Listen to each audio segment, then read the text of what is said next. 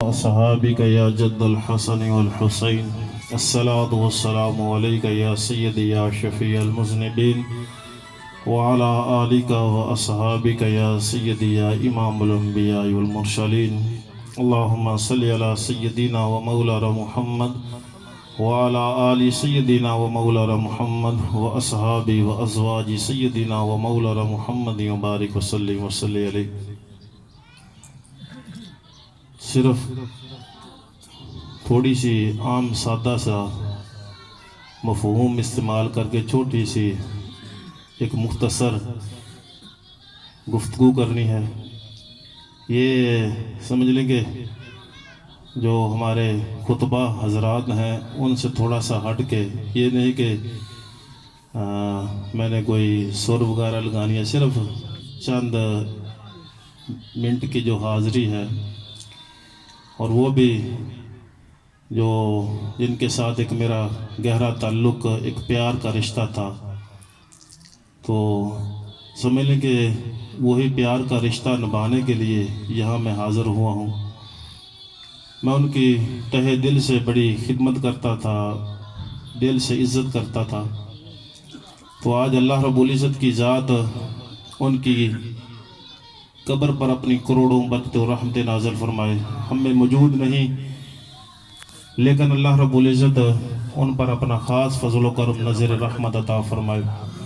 اللہ رب العزت نے قرآن مجید فرقان حمید میں ارشاد فرمایا: من عمل صالحا منکم من ذکر او انثی وهو مؤمن فلنحیینہ حیاۃ طیبہ، کہ تم میں سے جس نے بھی نیک عمل کیے، خواہ وہ مومن مرد ہو یا عورت، لیکن شرط یہ ہے کہ وَهُوَ مُؤْمِنٌ فَلَنُحْيِيَنَّهُ حَيَاةً طَيِّبَةً. تو اللہ رب العزت نے ارشاد فرمایا کہ ہم اس کو پاکیزہ زندگی عطا فرمائیں گے. حضرت عبداللہ بن مسعود رضی اللہ تعالیٰ عنہ ارشاد فرماتے ہیں کہ نبی کریم صلی اللہ تعالیٰ علیہ وسلم نے ارشاد فرمایا کہ جب تم میں سے کسی کو اپنی نیکی جو ہے وہ اچھی لگے اور تم میں سے کسی کو اپنی برائی بری لگے تو وہ مومن ہے. ایک شخص حضور صلی اللہ علیہ وسلم کی بارگاہ میں حاضر تھا. اس نے عرض کی کہ یا رسول اللہ صلی اللہ علیہ وسلم، ہر بندے کو اپنی نیکیاں اچھی لگتی ہیں، اور ہر بندہ جو ہے جب بھی کوئی نیک کام کرتا ہے وہ کہتا ہے، یا کوئی بھی کام کرتا ہے وہ کہتا ہے کہ میں نے بڑا نیکی کا کام کیا.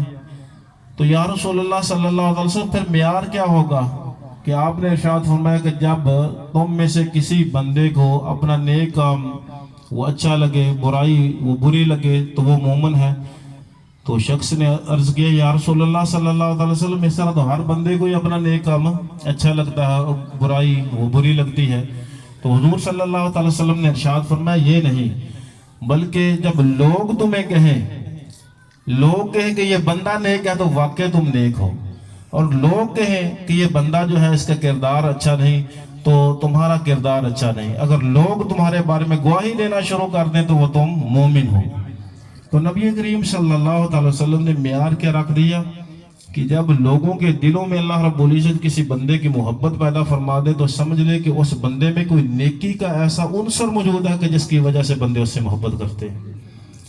اور نیک انسان جو ہے، یہ حضور صلی اللہ علیہ وسلم کو جو نیکی تھی، میں اکثر اپنے دوستوں کو کہتا ہوں کہ کام وہ کرنا چاہیے کہ دعا جو ہے نا، ہم کسی بندے کے پاس، کسی بزرگ کے پاس جاتے ہیں کہ ہمارے لیے جناب دعا کر دے. دعا کروانا اور بات ہے، اور کسی کی خدمت کر دینا، کسی کو خوش کر دینا کہ اس کے اندر اس کے دل سے دعا نکلے، یہ اور بات ہے. کہ کوئی بندہ خوش ہو کے جب آپ کو دعا دیتا ہے تو یہ اور بات ہے کہ بندہ اللہ رب العزت اس بندہ کسی کے ساتھ ایسا حسن سلوک کر دے، ایسی اس کے ساتھ نیکی کر دے کہ وہ اتنا آپ سے خوش ہو جائے کہ اپنے دل سے تمہارے لیے وہ دعائیں نکالے. یہ اصل میں نیکی ہے. حضرت تمیم داری رضی اللہ تعالیٰ عنہ، یہ نبی کریم صلی اللہ تعالی وسلم کے جو صحابہ کرام ان میں سے ان کا ایک بڑا نام ہے حضرت تمیم داری. یہ دو بھائی تھے، حضرت نعیم داری اور حضرت تمیم داری رضی اللہ تعالیٰ عنہ.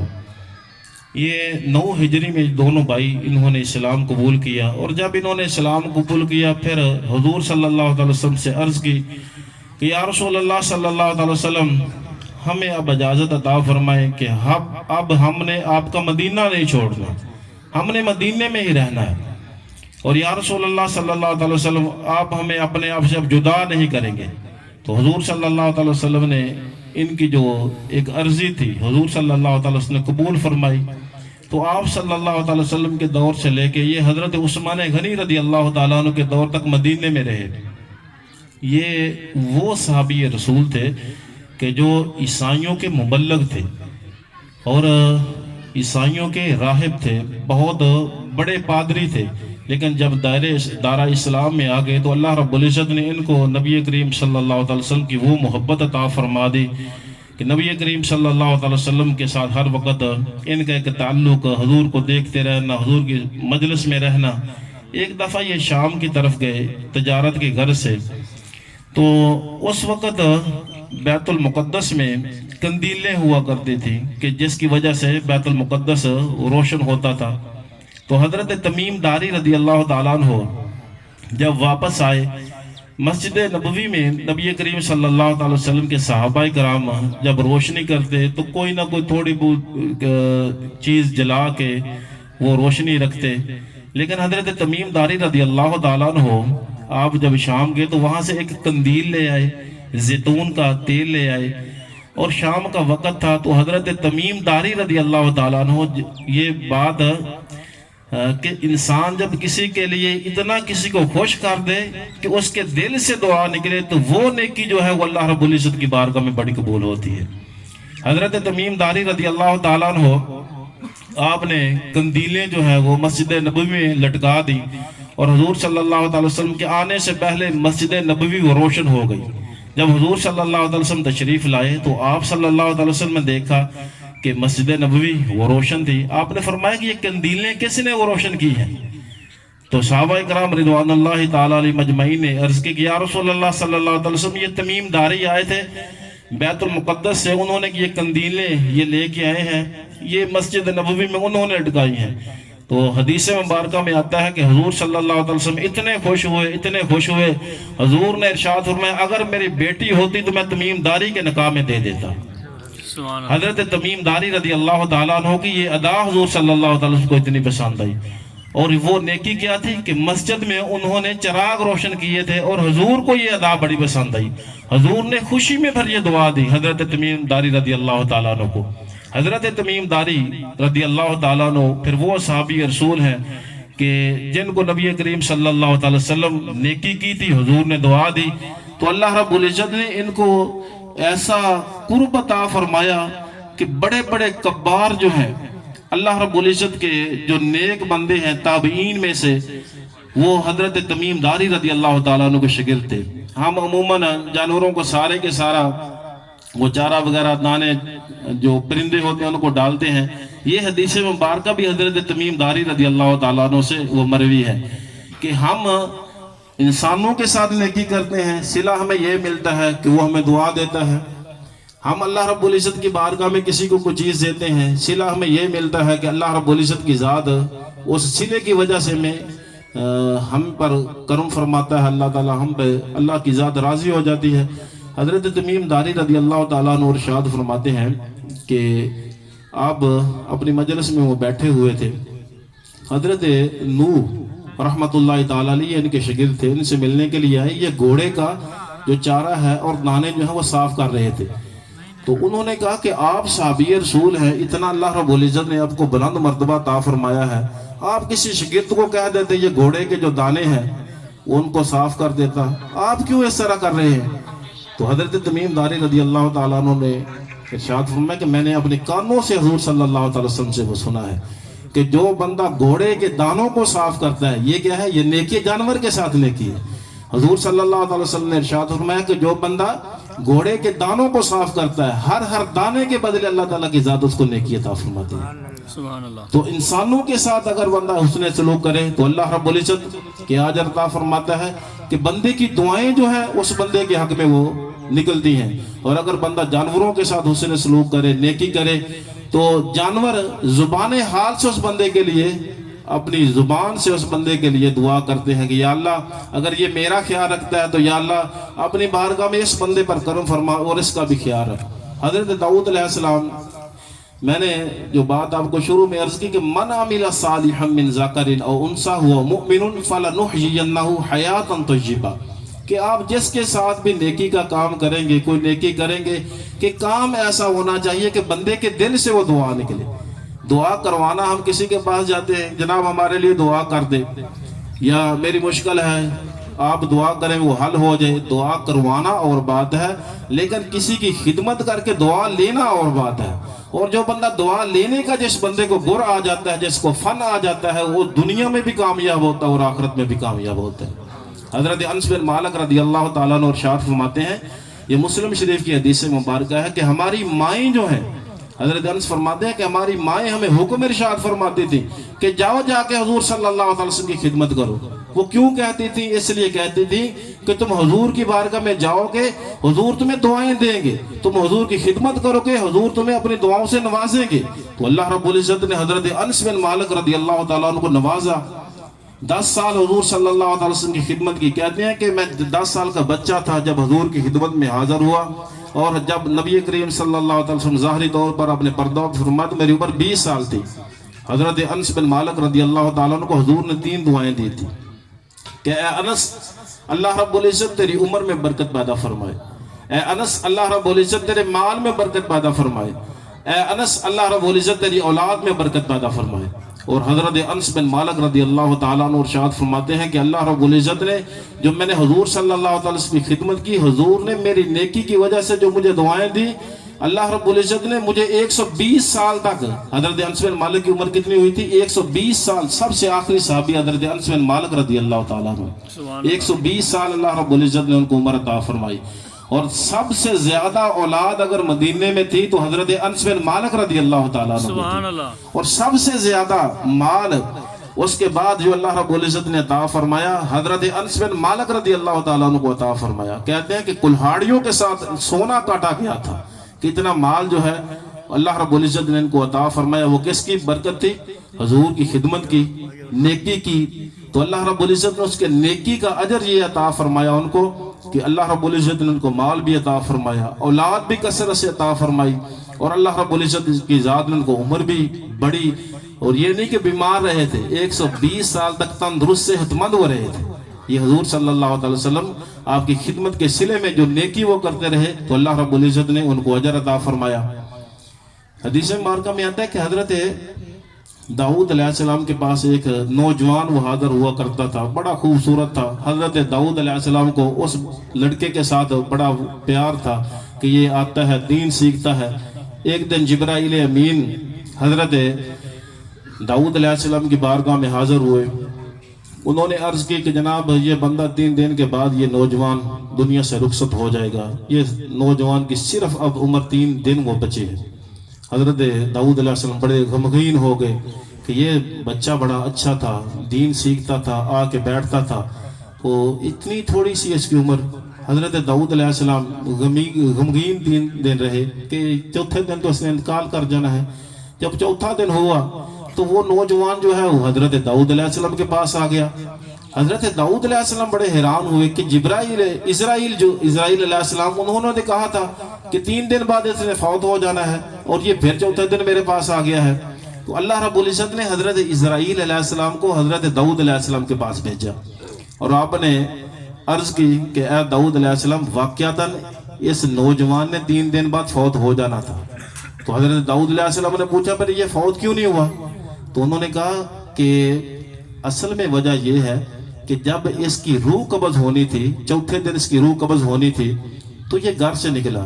ایک فقیر راستے میں بیٹھا ہوا تھا، اس بندے کے پاس 20 دینار تھے، تو اس نے کہا کہ میں نے جو چیزیں خریدنی ہیں، جس مقصد کے لیے میں نے بازار جانا ہے، میں وہ مقصد وہ تھوڑا سا لیٹ کر لوں گا، چیزیں نہیں خریدوں گا، بعد میں خرید لوں گا۔ یہ فقیر ہے، یہ مجبور ہے، چلو میں نیکی کر دیتا ہوں، یہ 20 دینار جو ہے اس فقیر کو دے دیتا ہوں۔ تو اس فقیر نے آگے سے اس نے فقیر پہ نیکی کی، اس نے فقیر پہ رحم کھایا، تو اللہ رب العزت کی ذات کو یہ اس کی نیکی، اس کی ادا اتنی پسند آئی کہ اللہ رب العزت نے ہر دینار کے بدلے اس بندے کو، اس نوجوان کو 1 سال کی زندگی اور عطا فرما دی ہے۔ تو اللہ رب العزت کی بارگاہ میں اس کی موت کلیئر تھی، لیکن اس نے جو نیکی کر دی تھی فقیر پہ، اللہ رب العزت کی ذات کو وہ ادا بڑی پسند آئی تھی۔ تو اللہ رب العزت نے ہر دینار کے بدلے اس کو 1 سال کی زندگی مزید عطا فرما دی ہے۔ تو نیکی جو ہے وہ انسان کی رائے گاہ نہیں جاتی۔ جو بھی بندہ اللہ رب العزت کی بارگاہ میں سچے دل کے ساتھ کسی کی خدمت کرتا ہے تو اللہ رب العزت اس کو صلہ عطا فرماتا ہے۔ حضرت عبداللہ بن عباس رضی اللہ تعالیٰ عنہ رمضان المبارک کا مہینہ تھا، اعتکاف بیٹھے ہوئے تھے، تو ایک شخص حضرت عبداللہ بن عباس رضی اللہ تعالیٰ عنہ کے پاس آیا۔ اس نے آ کے عرض کی کہ جناب میں نے فلاں آدمی کا قرض دینا ہے، تو آپ اس طرح کریں کہ میرے ساتھ چلیں، اگر آپ کہیں گے تو وہ شخص مان جائے گا، کسی کی بات نہیں مانتا، صرف آپ کی بات مانے گا، تو آپ میرے ساتھ چلیں۔ اس شخص کو بھی پتا تھا کہ حضرت عبداللہ بن عباس رضی اللہ تعالیٰ عنہ رمضان المبارک کے اعتکاف میں ہے۔ تو حضرت عبداللہ بن عباس رضی اللہ تعالیٰ عنہ اٹھے اور ساتھ جو ہے اس کے چلنا شروع، مسجد سے باہر نکل گئے۔ لوگوں نے کہا حضور آپ اعتکاف کی حالت میں تھے، پتہ ہے کہ اعتکاف توڑنے کا کیا کفارہ ہے؟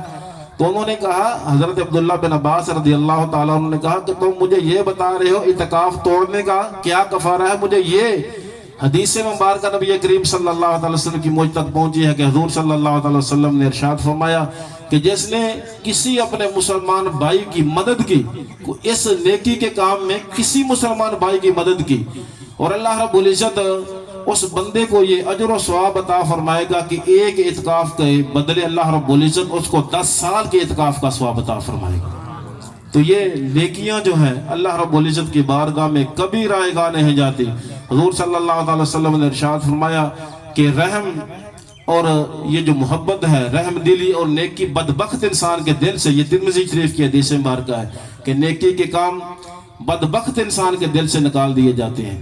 جو بندہ رحم دل ہوتا ہے اللہ رب العزت کی ذات اس کو توفیق عطا فرماتی ہے، اللہ رب العزت اس پر کرم نوازی فرماتے ہیں، اس کو نیکی کا کام اس بندے کے لیے آسان ہو جاتا ہے۔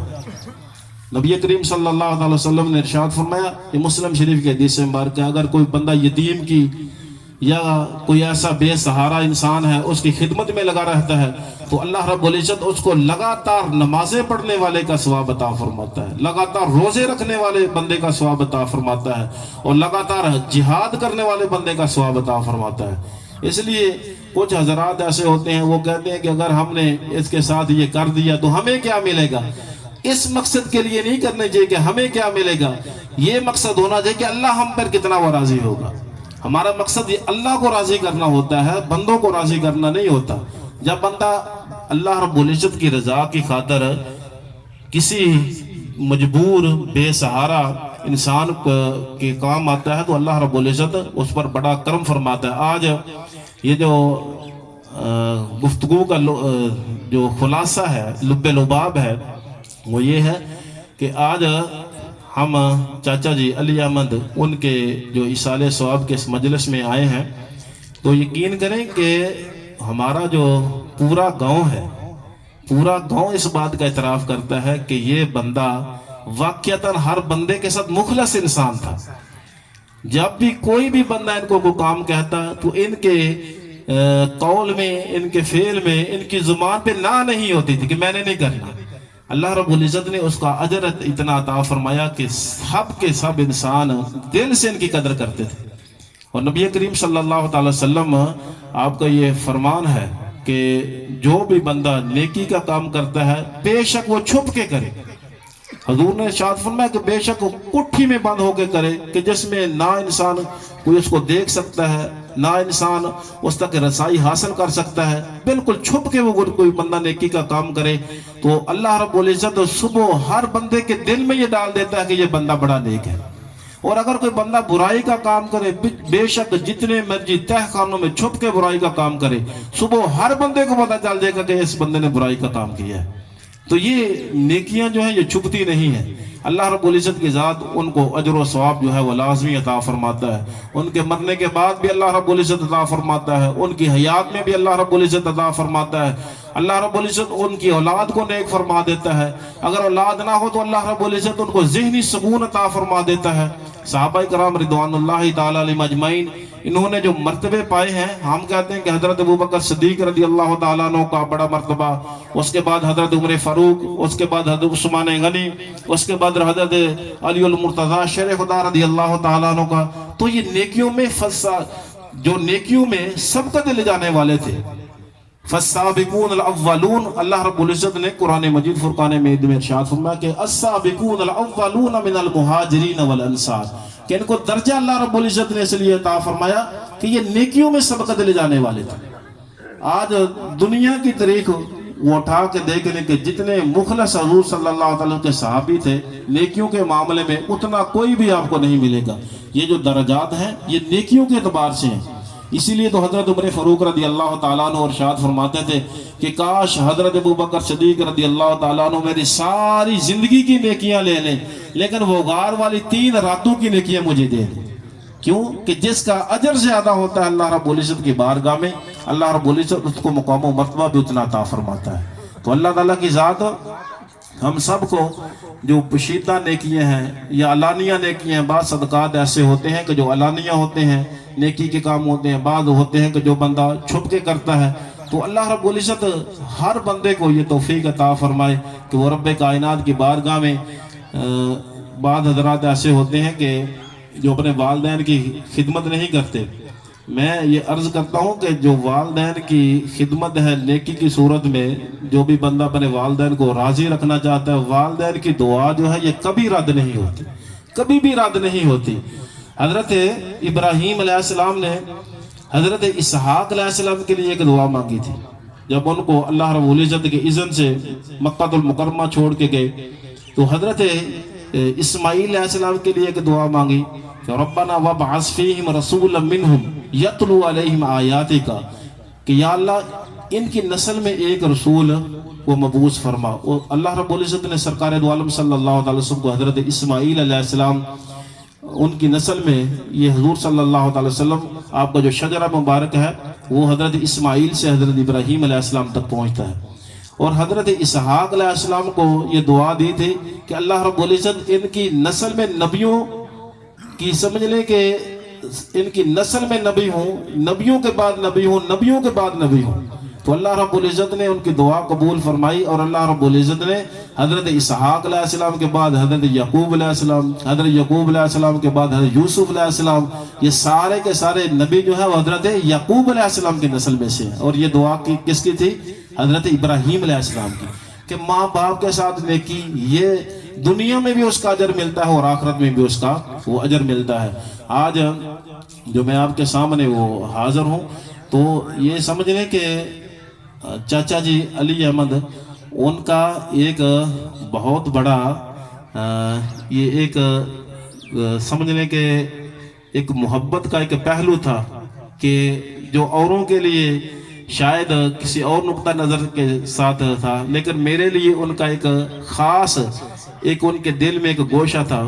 وہ میرے ساتھ جو حسن سلوک کرتے تھے، جو میرے ساتھ ان کا ایک تعلق تھا، قلبی تعلق تھا، اس لیے میں ان کو اپنی دعاؤں میں نہیں بھولتا۔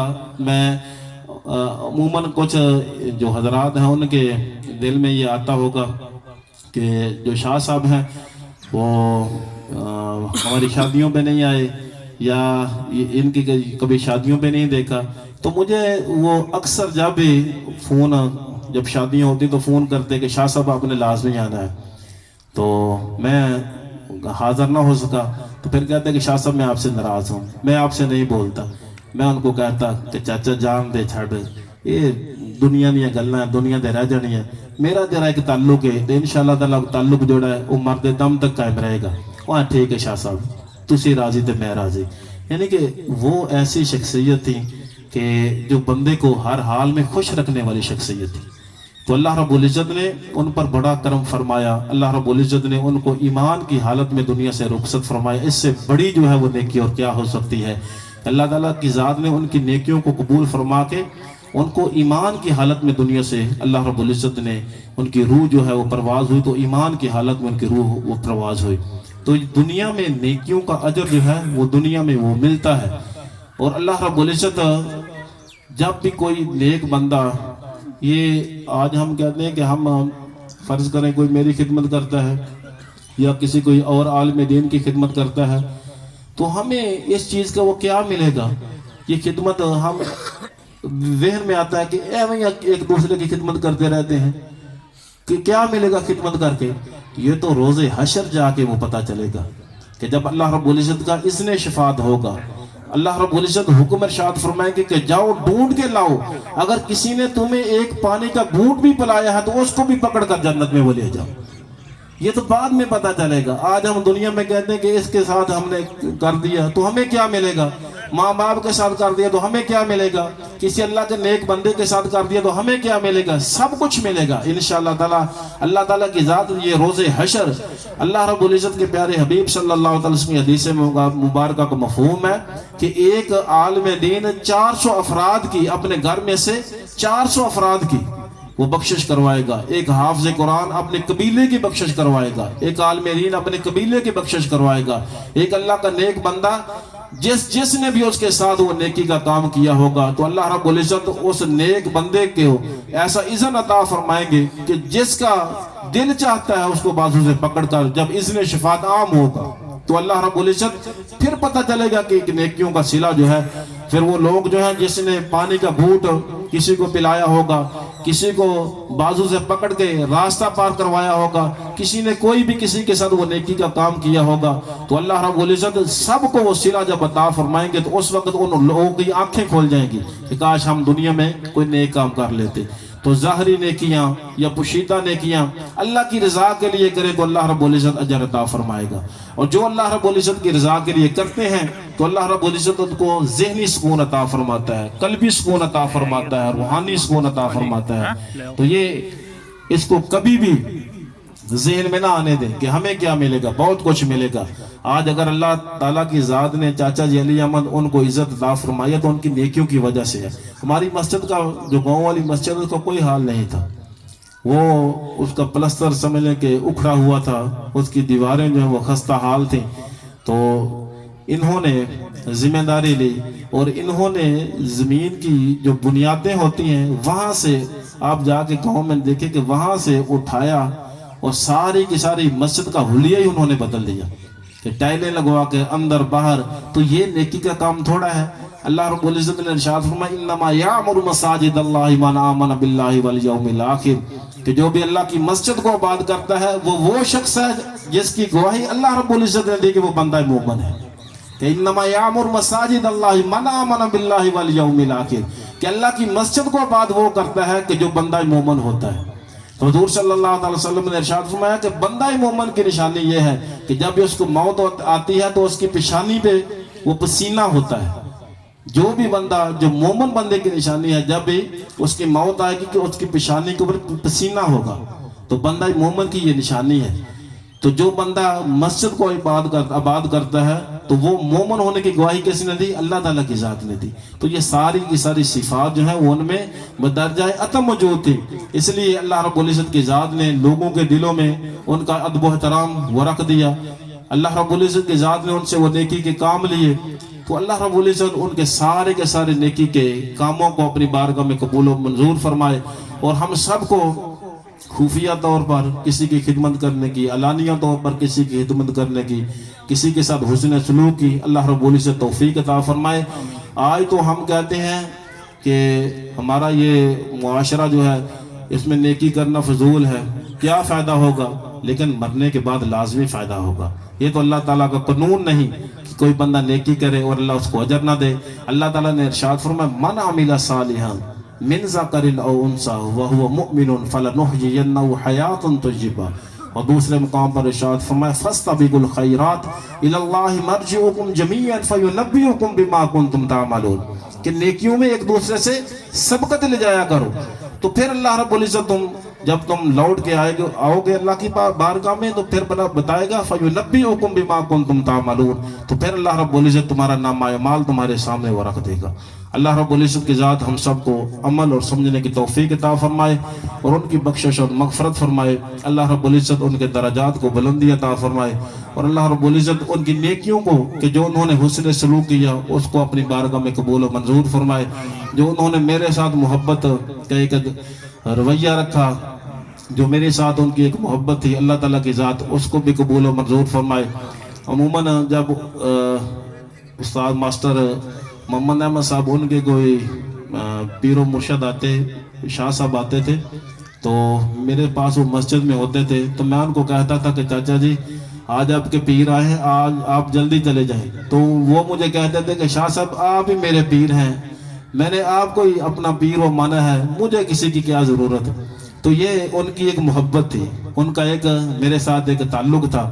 وہ کافی دیر میرے پاس مسجد میں بیٹھے رہتے کہ شاہ صاحب آپ جب تک میں آپ کے پاس بیٹھا رہتا ہوں تو مجھے احساس ہی نہیں ہوتا کہ وقت کیسے گزرتا ہے۔ تو یہ اللہ رب العزت کی بارگاہ میں سمجھ لیں کہ ان کا یہ عمل قبول ہونا تھا۔ اللہ رب العزت نے ان کو جزا عطا فرمانی تھی۔ دنیا میں آنا ہے اور جانا ہے، یہ تو ایک طے شدہ عمل ہے کہ جس نے آنا ہے اس نے جانا بھی ہے، لیکن بندے جس کو یاد کرتے رہیں اصل موت وہ ہے کہ بعد میں بندے جس کو یاد کرتے رہیں اصل موت یہ ہے۔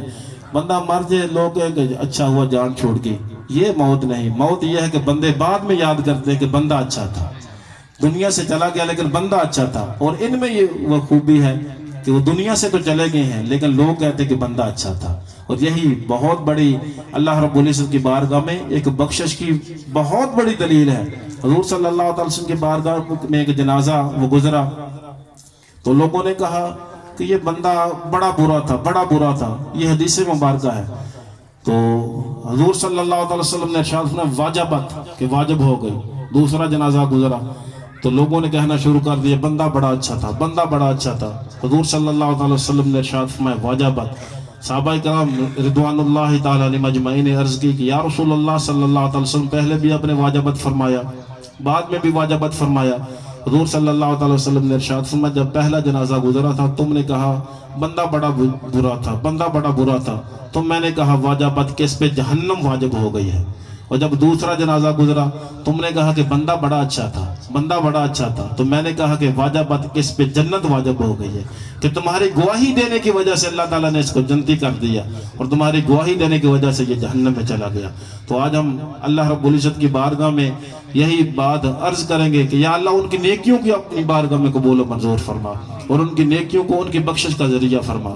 تو انشاءاللہ تعالی اللہ رب العزت کی بارگاہ میں قوی امید ہے کہ اللہ رب العزت ان پر اپنا خاص فضل و کرم نظر رحمت فرمائیں گے اور ان کو اعلیٰ علیین میں جگہ عطا فرمائیں گے۔ جو انہوں نے میرے ساتھ حسن سلوک کیا، جو ہمارے گاؤں کی جو مسجد ہے اس کے ساتھ انہوں نے جو بھی نیکی کے اعمال کیے، اللہ تعالیٰ کی ذات ان پر کرم نوازی فرماتے ہوئے ان کے سارے نیک اعمال کو قبول فرمائے اور اللہ رب العزت ہم سب کو بھی نیکی کے کام کرنے کی توفیق عطا فرمائے۔ وما علیہ الا البلاغ۔ اب انشاءاللہ